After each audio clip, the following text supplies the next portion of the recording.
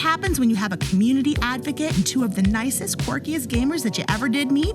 Well, you get a few minutes away from your back-to-school shopping. You're listening to Open Here, a podcast produced by PACTV. I'm Tiff Phillips. Let's get started. Hi, friends. Hope all is well and wonderful. We have a great episode for you today.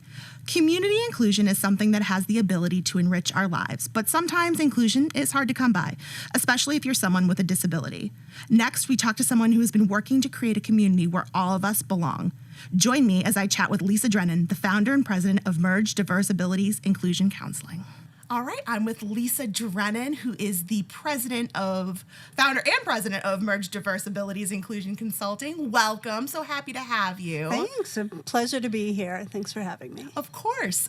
So what's your background? Where did you grow up?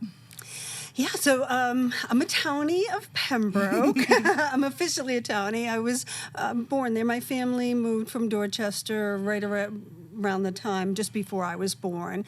I have 5 brothers, and we all grew up on Pelham Street in Pembroke, Mass. And I graduated at the time, Silver Lake, and was just very involved in the town and the school and everything that I could be involved in. So, yeah, just born and raised in Pembroke and still live there today. You love it, that area? I love it. Yeah, I love our town, and I feel very committed to just making it a wonderful place that everyone can be happy. So you work on behalf of people with disabilities. Did you always figure out you were going to be on that path, or did that path find you? Yeah, it's interesting. Let's see. That's a good question. I grew up with a good family friend had a daughter who had intellectual developmental disabilities. So I grew up as a little girl growing up with her, and she was, somewhat like a cousin, right? Just really close to the family. I never recognized anything but positivity around her, right? And so I think that was a good example for me to grow up around, that treating somebody with respect. She was part of the family, and she had value to add to, our little family community of friends and family. And I think that set a good tone for why I first jumped into working in the field. I was 17 years old, and a friend was working at New England Village in Pembroke. It's a residential community for adults with intellectual developmental disabilities. And just hearing that, oh, you can work there? That's fabulous. So I started working there, and ended up 30 years of my career being at New England Village in all different positions there. So I think that maybe the path was there for me, and I was meant to do this work, right? So I loved it. I remember my first job. At the time, we were just called staff. Now it's called direct support professional, a much more professional title. But for me, I just thought, this is fantastic. I get to do, go out on activities and bring folks to do things that they love, and I'm getting paid for this. This is amazing. So that was my youth, growing up there. And I eventually rose to be a senior executive position there, senior leadership position. It was the director of the Solar Wellness Center that we built on that campus. And it was, really focused on recreation, things that people loved, swimming, aquatics, music, enrichment opportunities. So that was a good chunk of my career, 30 years of it. Wow. Yeah. Now, do you think that's made you a better person? Do you think working with folks with, diverse abilities has made you, really made your character better? I think what it has done is helped me to listen better and to try to see every person as an individual. Right? And try to focus on their strengths. I think that's what it really had done. There certainly were times in raising my kids that strategies that I used and the patience that you would engage were very applicable and helped me in my parenting as well, right? So that led you to Merge. What led you to that journey? Yeah, so it's really interesting. So as I mentioned, 30 years working just with folks with disabilities alongside peers who we were all there to support this population, right? And then I came across a job opportunity. I was working out at the Y, and somebody said, "Did you see this opportunity?" And it was the Social YMCA's Director of Inclusion. So I started reading it, and I was like, oh, this sounds really cool. Maybe this is my next step. And it was a huge aha moment. I started working there, and now I'm teaching the rest of the world, air quotes here, the rest of the world, right? The other side of the bridge, so to speak. Teaching camp counselors, somebody who's a yoga instructor, someone who works on the health and well-being floor, the front desk, and the preschool. I'm teaching them how to be more inclusive in their practices, how to welcome in and engage and support community members with diverse abilities into their existing settings. And that was a huge aha moment for me, because for 30 years, it had just been us, those of us who worked within with this population, helping them to try to get out into the community.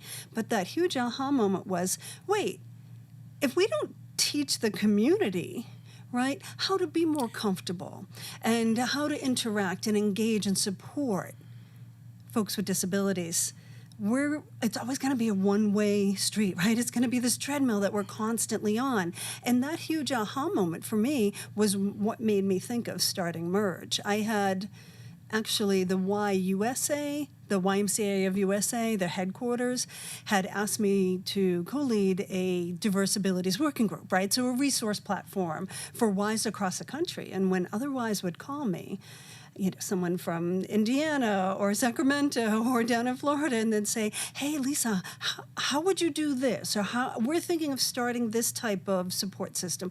Or we have this issue here. Can you help me navigate this? I could do it off the top of my head. It was just this incredible background that I had, right?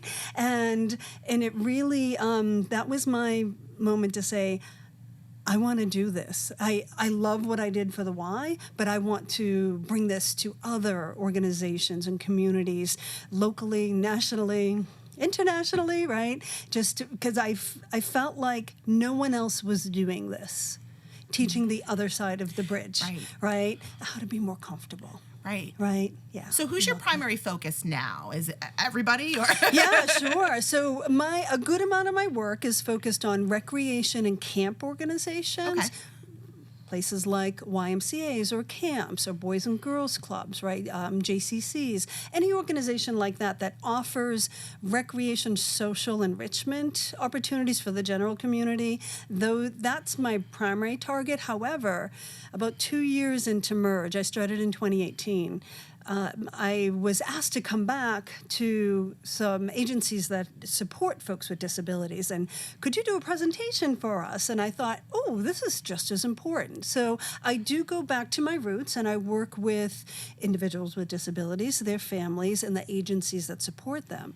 And then we tackle it from the other side. How do you access the community meaningfully and in inclusive ways? So there's a lot of education about what inclusion is and what it isn't, right? So that's really important to note that difference. So I work on both sides of the bridge, but primarily in that social recreation area. Right. What is inclusion? Good question. Yeah. I love, anytime I can answer this question. You're ready. Yes.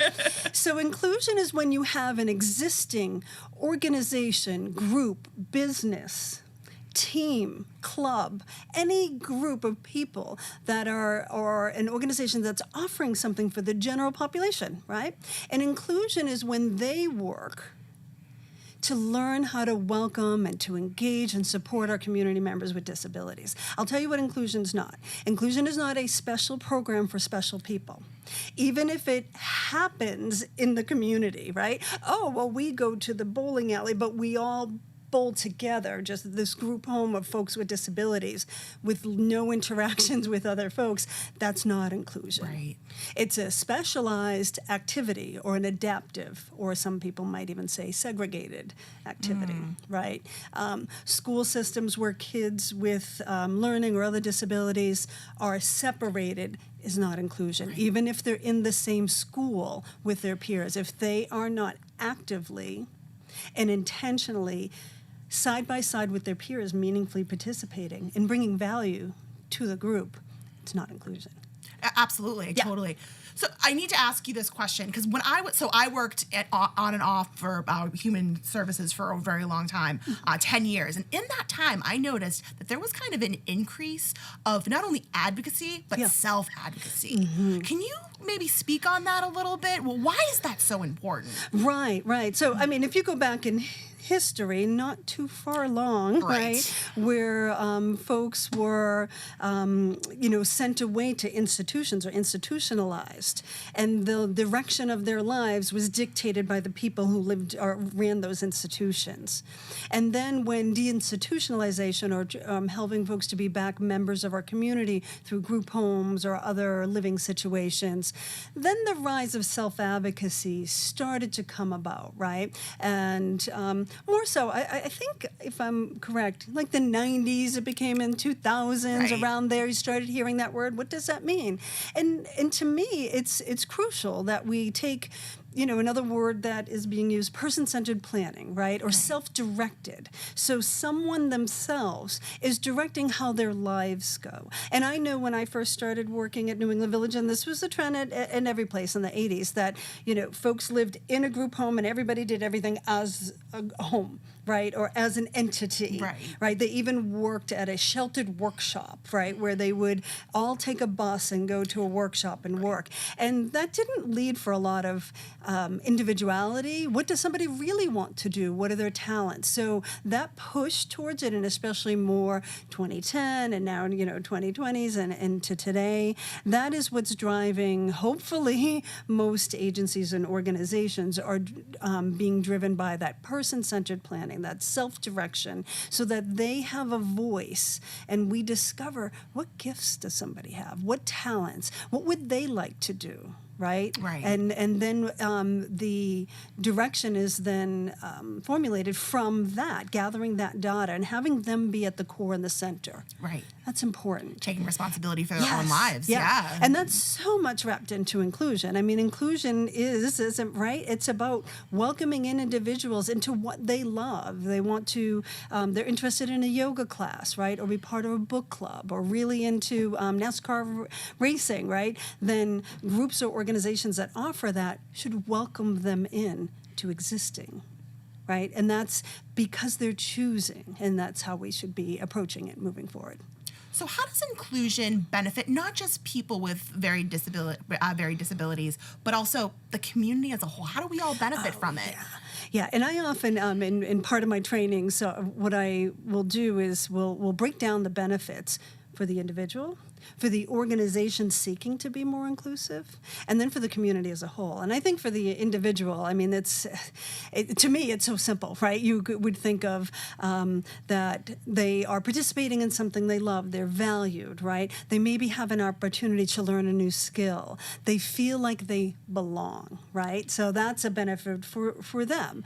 And perhaps even the opportunity for a job where they are earning their own money, right? And then I think for an organization, there's so many benefits, and I could go on and on. But I think one of the misunderstandings about inclusion, and usually it comes up as a hurdle right away. Oh, it's so expensive. We can't afford to do inclusion. And actually, there's more financial benefits to an organization that commits to being more inclusive. Really? Just think about it. You open up let's say 1 in 5 people have or will have a disability at some point in their lives, right? That's a big chunk of our community, right? And it's the largest minority group in the world, right? So if we open up and welcome in this community, you're increasing your clientele, right? I know myself, I will shop at a store or patronize an organization or business that intentionally hires folks with diverse abilities. So there's those benefits. But then you also think that inclusive strategies, so if I work, say, with the YMCA and I'm teaching them, here are inclusive strategies, but here's the kicker. We use these for everyone, because they benefit everyone. Having an inclusive mindset of helping someone to be successful at whatever you're offering, a swim class, right? Being part of a yoga or joining a tennis league, then that's those strategies are going to help everyone, whether someone has a diagnosis or not. It doesn't matter. It's going to be beneficial for everyone. And typical peers, right, or neurotypical peers or non-disabled peers they can be a great role model, right, for someone learning, oh, my first day in camp, what's this like, right? How do I interact? So there's win-wins there. But for our community as a whole, I think when we all think about being more inclusive, we open up more spaces and places. Right. And, from churches to libraries to clubs that you belong in, scouts, any part of our community that makes that intentional decision to be more inclusive in its practices, it's a win-win for everybody. And it breaks down those barriers of like, oh, those people, don't they have their special staff who work with those special people, which is not something that isn't a very positive way to look at folks with disabilities. So what are some small steps that we can take as individuals to become a more inclusive community? Yeah, I think, there's so many things that we can do, but right out of the bat, I think the first thing is inform yourself, right? Yeah. Education. Start with learning disability etiquette, proper terminology, right? Maybe follow social media platforms or podcasts or read books about disability to learn, especially learning from folks with disabilities, right? So there's a term, nothing about us without us. So I think that's the first thing that we want to do, is just inform yourself. Maybe do an assessment for where your organization, your business, your group, your club is at, and say, can we be doing better? Wow, I'm looking around, and of all of our employees, there's no one that appears to have or is identified as having a disability. Can we do better? Are we hiring a diverse workforce? And if not, what can we do to start that? So start with training and education, and that goes from the top all the way down to the bottom, right? From your CEO or executive director, right, all the way down to the boots on the ground who peers next, sitting next to someone with a disability. I think that's important, and connecting with someone. Say hello. Look past, I always call it like pull back the curtain, right? When we see someone who it's apparent that they have a disability, or you're aware that they have a disability, that's all we tend to focus on. Right. And then we're very deficit focused. And what I try to teach, let's be strength focused, and we have to first get to know the person. Start by saying hello, right? And then asking questions as you would anyone else. Oh, I love your hat. Oh, you're really into, this sports team. Or, oh, I notice you're very fashionable. Do you like shopping, right? Or anything. I see you're reading this book, or you're interested in horseback riding, right? So, oh, tell me more. And then you get to know a person. And I think that's really important, just to connect with somebody. And then I think, okay, now you've learned, you're educated, and you're connecting, but then act, right? Do something that's going to help propel more inclusive communities. And that could be, in my work setting, we're going to hire someone to come in and do an inclusion training, okay? And I know there's a huge DEI movement, right, diversity, equity, inclusion. Typically, the focus is on other dimensions of diversity and leaves out the largest minority group in the world, disability. So make sure you're not leaving that out, because if your DEI initiative does not include disability, it's exclusive. Right. So there's that, and be an ally. And by being an ally, I always like to kind of state this. An ally is not something you are, it's something you do. Right? Advocate for, connect with, speak up for, ensure that we are, welcoming, and then we're supporting folks with disabilities to be part of any entity within our community. That's really great advice. I think a lot of people tend to be really nervous around folks with disabilities, but you have to remember we're all human, just going through the same stuff. Right, right. And I think it's how our, history and how our society has set things up, right? Before, and in my lifetime, people were institutionalized with a disability. Yeah. And I think that there's just this, perception, so some would call it, there's like a social model, a medical model, and a charity model of how we view disability. Charity is like, oh, these poor folks, we have to raise money for them. Come together, everybody, and let's raise money for them. That's devaluing them, right? Yeah. In my opinion. And then there's the medical model that focuses on, these folks are broken, we need to fix them. Right? And then so if we can move towards the social model, and the social model, our society is broken. And we need to change our society and how we view folks with disabilities. So I get it, and I understand why someone would see, if we for, someone's lifetime has always identified folks with disabilities, they have a special school they go to. They have their own jobs, their own staff, their own homes. They're really not members of our community, and we need to change that, right? We need to ensure that they are welcoming, valued, participating members of our community. So the structure isn't fully set up for that, and we need to work on changing that. 100%. Yeah. So why this? Why is this your passion? This is a good question. Yeah. I've been feeling a lot lately. Now I'm into year 5 of running Merge, and a colleague of mine from New England Village asked me not too long ago, Lisa, do you wake up and do you have those days where you're like, oh, I just don't want to do this anymore?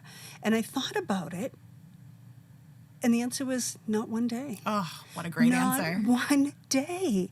I love my work, every aspect. I have not had a moment of regret or feeling like, oh, I'm tired of this.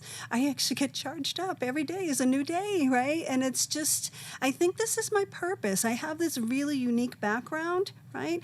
Working with folks with disabilities, and recreation around specifically for them. So I had that recreation, the importance of that. Because recreation is a space where everybody can participate, and they can participate alongside peers who also like, a sewing class, right? Or music, or, we're going to do yoga together, right? And that's just beautiful. So it's just my purpose, I think. It's just my purpose. A funny story. When I was at the Y, and I felt like I knew I wanted to go on. I needed to move on. And I was starting to feel like I want to do this more broadly. And I know this is a little silly, but I was at my friend's house, and she called. She had a psychic come. And the psychic said, you were thinking of doing something, a big move in your career. And I had it. It had been going around in my mind. I just didn't know what it would look like. And she had said, my father passed in 1992, but she said, your father is telling you need to do this. Wow. And I've historically have always, my father always comes up, he's a little pushy, he always comes up on psychics. When I talk to psychics, it's just something I enjoy doing. And I literally went home and I asked my husband, can I get on your insurance? And he checked and he said yes, and I went and gave my notice the next day. I was like, yep, this is what I was meant to do. And there was a warning with it. It is going to be difficult. You're going to get started. You're going to hit a lot of, roadblocks, a lot of challenges, but you're going to get through it. But it was confirmation for me that I'm meant to do this. And it was the best day of my life, right? This is what I'm doing, and it's been straight ahead since. Of course, COVID was a little bit of a hard hit, right. But I made it through. Yeah, and even stronger. So that was pretty amazing. What a great story. I love that. Why'd you start doing this? My father told me, and then they're like, isn't your father dead? Yes. He told me that this is my path. So what's some advice you have for someone with intellectual disability or physical disability who feels kind of isolated, who feels like they don't really belong yet? How do they get integrated into the community? Yeah. That's the hardest. Right. That's the hardest part of my job, the sadness that I feel when either a family member calls me or an individual, or they share that, I'm lonely, I'm at home, or I want my child to have a friend. And so my advice is always start with that, go back to that self-advocacy piece, right? That exploratory, person-centered planning. make sure we know, what does this person want to do? And there's actually a procedure that you can go through. It's a person-centered planning session, right? That you have someone come in and friends, family, community members who support this individual are all together to explore with this individual as a center, what are their passions? What do they love? What is the direction of their life, right? And it's a really powerful piece. I've been involved in it a couple times. Now you know what this person wants. There isn't assumptions, because sometimes we don't even ask an individual, right? Or we don't do that exploring. So once you find out what they love or would like to do, next is finding the right place to meet other people who also like to do that, right? So, and I think it's very important to understand, this is something that I teach in my trainings, that there are different models of how we participate. Briefly spoke about it. There's a specialized group. Okay, autism swim, just for folks with autism, or maybe wheelchair basketball that is created and designed for individuals who use a wheelchair and would like to play basketball, right? So it's for particular groups. So there's specialized or adaptive, segregated. There's integrated, there's peer buddy or like a buddy model situation, and then there's full inclusion. So you have to identify, how, I'm always teaching we need to move toward full inclusion. There might be a need for support at an integrated or a specialized model, but it should always be just a stepping stone towards getting towards inclusion. So we have to help them to get to that space where they can participate in what they love, but then eventually participate side by side with peers without disabilities, right? Peers who also love that activity, and not always segregate or separate folks or create programs that are special needs programs that are just for folks with disabilities. We need to spend more efforts in taking our existing, right, groups, classes, activities, events, and making them more inclusive, because that's when somebody really belongs. So I think just, for the individual themselves, or if they're young and their family, or they are involved with a human service agency, for them to always be focusing on how do we help support this individual with their self-advocacy to want to be part of a book club, or start horseback riding lessons, or be part of a chorus, right? Yeah. So, and helping them to get there. So, but here, it's hard work. Right. It's hard, and there's a lot of, we have to pave a lot of roads, and there are a lot of places who are still resistant to inclusion, unfortunately, mostly because there's a misunderstanding, a misperception about, we can't do this. We need specialized people. We don't have the background. And my response is, I'll teach you how. Right? If I can teach a group of 16 to 18-year-old camp counselors how to be inclusive, I can teach you. Right? And there's not really... specialty isn't required, right? Think about it. If a person were to have a child and they had no background, and they find out that their child has, let's say, Down syndrome, they learn how to do it, right? They figure it out, and maybe through the support of others or whatnot, but they figure it out, and we can figure it out too, and we work with that individual, and we work with their family or their support system to help figure out how can we help this existing group activity club to be, for this person to be successful in this setting. Do we still have a long way to go? Or are we on our way anyway? we are on our way. Yeah. And I can tell there's more and more movement toward inclusion in our rec settings. And what happens is if one town does it well, it gets very competitive, and another town is like, wait, well, they're having it, now we're losing a good amount of our, community members who live in this town are going over to this town because they are offering inclusive supports. And then it is growing. And then the good thing about it is growing. So I'm going to give an example. I work with a couple of YMCAs that have just been hitting it out of the ballpark for a long time, right? And when I'm starting with someone new and they're kind of like, I can't see us being able to do this. This is overwhelming. I connect them with a Y that's doing it very well to help guide or mentor them. I think that's important because sometimes it does feel overwhelming until they can understand and see success, or they can envision what's possible, and then they start to go, oh, this actually isn't that hard. We can work together and do this. Right, yeah. And we can work together as a community. We can. We have a long way to go, but every day, every conference I present at, every training I do, and I have a room full of people, it just feels so magical. I just had the opportunity to change everybody in this audience's view, and hopefully, even if a quarter of them went home and did something different, that's huge. Yeah.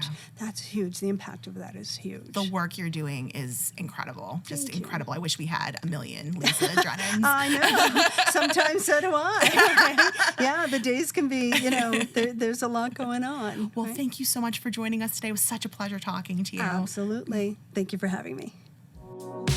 Good people doing good things. Thanks, Lisa.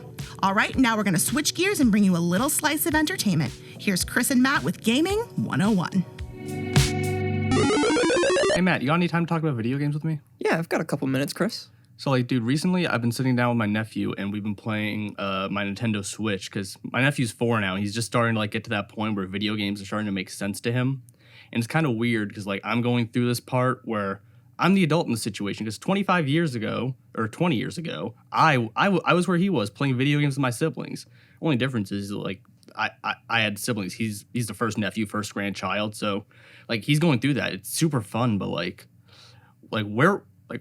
you never told me about your first experience gaming. I'm kind of curious. Yeah, well, so my first experience gaming was very similar to yours, where it's about 21 years ago at this point. Yeah. My uncle actually played the NES with Super Mario Bros. Oh, cool. And that was back in my old Rockland house in the basement on the old tube TV. Yeah. And it was awesome. I mean, 2-player game, can't beat it. No. That cooperative gameplay just, it captures you, especially with that world of Super Mario as well. I mean, for me, it wasn't so much like the original Super Mario. I started on the GameCube, so it was all 3-dimensional. Around the GameCube, all the games and graphics were pretty ocean and tropical centric. So Mario Sunshine came in like an island adventure. You had the Legend of Zelda where you're just sailing along the ocean. But for me, I was playing monkey ball with my siblings and my friends. You were just racing along this little track as 4 monkeys in a ball, like a hamster going around this little wheel. Oh, I love monkey ball. There were 4 monkeys. There were 4 of us, and we were fighting for monkeys. It was awful. It was fun. It was great. My brother was like, I want to be Gong Gong. I wanted to be Gong Gong. My sister wanted to be Gong Gong. The cat wanted to be Gong Gong. I got to be Gong Gong. You got to be Gong Gong? I got to be Gong Gong. Oh, yeah. That's what it's all about. It was all gone when I was Gong Gong. But, I'm sitting here with my nephew, and, his curiosity is, getting to me. It's, I didn't think about games like this. That's what starts it, though. I was playing Mario Sunshine. I was super simple. What about you? Well, I mean, I became what my uncle was to me for introducing me into gaming. I became that for my siblings when it came to the time. One of the first games that we would play, or I would play and they would watch, would be Fallout New Vegas. Oh, yeah. And that's a massive open world role-playing game with tons of opportunities to choose however you'd like the story to unfold. Yeah, and it's it's a beautiful world, the Mojave Desert, the post-apocalyptic, old-timey Western feels and vibes. That vibe is so good. Yeah. Just makes you feel like you walk up to a saloon and get a Sunset Sarsaparilla. But dude, I was honestly kind of thinking too, because I've been gaming forever, and this kid is 4. He's just starting out. Yeah. There's so much you can do with it, because we started remember when online gaming started? Oh yeah, that was a huge that created a massive community. Yeah, a massive community. Dude, I made so many friends online. That was when I got the Xbox 360 and started playing the Call of Duties. Yeah, that was where I made a lot of online friends. You know what was the game changer for me? What? In 2010, I got the Minecraft alpha, and I started. So we started using this app called TeamSpeak, which was a voice chat server. Mm-hmm. And, Discord before Discord. Yeah, basically online voice chat. Yep. And so I joined this Minecraft server's voice chat. I met 4 of my best friends on there. these two Swedes named Clara and Becca. My friend Kirby in Dayton, Ohio. I'd never go to Dayton, Ohio, but I'd go hang out with Kirby. But there is a certain type of connection that you make with those people online. Oh yeah, those are like some of my lifelong friends. I met them when I was like 12, 13. Yeah. Like, granted, Kirby was already like 19 and a mechanic. Becca and Clara were about my age, sure, but like I'm still friends with them, and like we still have had all those experiences together. It is impressive how gaming can kind of bridge that gap between age difference. Yeah. Where you were saying your cousin is 4? Yeah. Nephew, but yes. Nephew's 4, and he's just getting into the gaming world. Yeah. Same thing with us when we were young. Yeah. Do you have any recommendations honestly, for games? Like for starting out? Yeah. Honestly, in 2022, keep in mind, man, like gaming's been around for like 40 years. Mm-hmm. Like it's hard to find a bad game for beginners. Like most game developers are aware, any game could be someone's first game. They're intuitive. Every game will come with a tutorial. Most games, yeah. Most games have a tutorial. Most games will walk you along. They have varying levels of difficulty. Mm-hmm. Like I'm trying to think. Like I can't think of a bad game. Can you? No, I can say though that it does feel a bit overwhelming when you look at the massive sea of games that you could jump into, and there's a lot of different types of gamers out there. But I feel like that's kind of the great part too, because of the diversity and the choice. Yeah, and that's the point is you get to kind of define what your gaming style is going to be, whether you decide you want to be more of a competitive gamer or if you'd rather be more casual and take it easy. Like I said, I met Kirby and Becca and Clara playing Minecraft, but like me and Kirby we played Left 4 Dead. We played Power Washing Simulator. Oh, love Power Washing. It's just a game about power washing. Exactly. But it's so satisfying. There's so... Does it make sense that you can power wash SpongeBob's pineapple and bikini bottom? No. But I love it. Oh yeah. So, what about you? Because like, dude, if you're with a friend, you're with a nephew, like you're in my situation, what would you start him out with?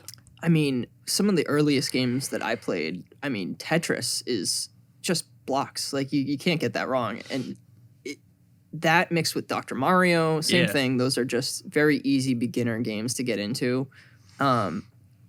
It's just classic. It's timeless. Yeah. Like, dude, I was sitting in the nurse's office in high school playing Tetris while I was waiting for her, and the school's safety officer, Mr. Earl, walked in. He's like, "Oh, you're playing Tetris. You're an old school kind of guy." Yeah. I'm like, "Yeah, Mr. Earl." Yeah. So, like, I was able to bottle Mr. Earl over that. What do you recommend for early games? So, like, these days, like, Nintendo has probably the least barrier to entry, in my opinion. Mm-hmm. One, because everyone knows who Mario is. He just had a movie released. Yeah. But, like, the Mario Very games successful movie. Yeah, I'd say so. But, like, the Mario games are always good to start out with. Like, so there's always something simple, like the Untitled Goose Game, where you're just walking around as a goose. There's no real goal aside from annoying people. Mm. Which, if you want to vent some frustration, go be an annoying goose. Yeah. Now that we've kind of talked about some of the beginner games, do you have any favorites? Like any games that are like your top tier favorite games of all time? So like two of my favorites, they're pretty different. The first one is called Chibi Robo. You're this little robot who was bought by a family. The family's on some bad terms, not mom and dad aren't getting along, the kids being rebellious, and your job is to go around, you clean up the house, you make friends with the other toys that have come to life around you, and you help the family come back together. Aww. It's just a fun little experience where you clean up messes with a toothbrush. That sounds like a fun story. Yeah, and the other one is a hard-hitting, gritty superhero game called Infamous. It was released on the PlayStation. Like Nintendo and PlayStation are a little different in terms of the atmosphere and experience you get. Mm-hmm. With Infamous, you're in this destroyed New York City type city, going around doing missions, and the game has a heavy morality system, so you can decide whether to be the hero or the villain of the story. I love games like that give you the choice. Yeah, player choice and player agency are like two of the biggest things in games, because making a story someone can play along is one thing. Making a story that someone can directly affect is like a totally different game, like totally different ballpark. Some of my favorite games through the years were very similar to that. Was Elder Scrolls Oblivion. Oh, dude, I love that. Patrick Stewart was in it. It's so good. Not to mention the star-studded cast, but like the soundtrack and the storytelling of that game was phenomenal for its time. Not to mention for the crew sizes in it. They had one guy make all the dungeons. They had like I think one or two people make all the music. That game has become classic in my eyes, and I still find ways to incorporate the soundtrack into my day-to-day life. And we're still waiting 20 years for Elder Scrolls 6. Unfortunate. All right. Well, Matt, I just wanted to ask you before we wrap up, like, gaming communities have like blown up in the past 20 years. So like, it's a big culture. Yeah. Just, like, dude, I think the greatest thing about them, honestly, is just gaming community. Gaming as a community isn't just one community. It's like what sports has become. There's an overall sports community, but basketball, lacrosse, hockey, baseball, badminton. Mm-hmm. You can find pickleball. You can find a community for any type of game that you love. Yeah, and you know, gaming can go beyond just like the video games. Yeah. Like tabletop games, for example. Like even some of our coworkers here, like Mark, plays tabletop games like Warhammer. Yeah. And that has its own video games as well. Several video games. Yeah, a long-running series with many great hits. I feel like gaming culture, just the connection between everybody is huge. I think that the online aspects that exploded in the late 2000s. Yeah, I feel like that was a huge defining moment for gaming. I feel like that's what brought gaming as a community into the modern age and sort of exploded it to the point where it can be anything and it can be for anyone. Yeah. Well, Matt, honestly, we should probably get back to work. You think so? Maybe. Okay, let's probably get back to work. Let's get back to work. Thanks, guys. Great job on your first podcast. I also want to thank Lisa Drennan for being our guest today. Such a pleasure. And of course, I want to thank you for giving us a listen. You've been listening to Open Here, a podcast produced by Plymouth Area Community Television. PACTV is the community media provider for the Massachusetts towns of Plymouth, Pembroke, Kingston, and Duxbury. To see more of our content, visit pactv.org/thelocalscene. I'm Tiff Phillips. Thanks for tuning in. Let's hang out again soon.